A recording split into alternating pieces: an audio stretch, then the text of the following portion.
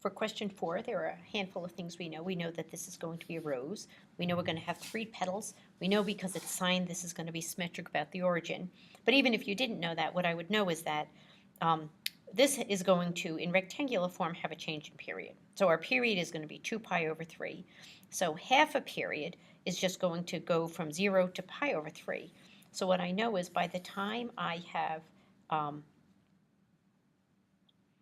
swung through this quadrant and my theta value has started at 0, and by the time I've gotten to pi over 3, so by the time I've gotten over here, I've gone all the way out and come all the way back. So I know this is 1 petal, and in fact what I will know is that this is going to be at pi over 6. I know between pi over 3 and 2 pi over 3 I'm going to have another petal, and in fact this is at, well, the average of these is going to be just pi over 2. So by the time I'm at pi over 2, I'm going to have another petal down here, and then a third petal up here. I know I'm going to have 3 petals. So I know that what I need to use is just, as my limit of integration, just 0 to pi over 3. And I'm going to have 1/2.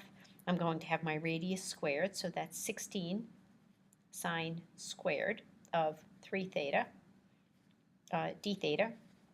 And I'm not really worried about the sine 3 theta. I'm really worried about the sine squared theta. So what I'm going to use is, again, double angle formula. Cosine of 2, let's call it beta, is going to be, well, it's cosine squared minus sine squared, so 1 minus sine squared beta. So sine squared beta is going to be, I'm sorry, there's a 2 in here, 1 minus 2. So 2 sine squared beta is going to be 1 minus cosine of 2 beta.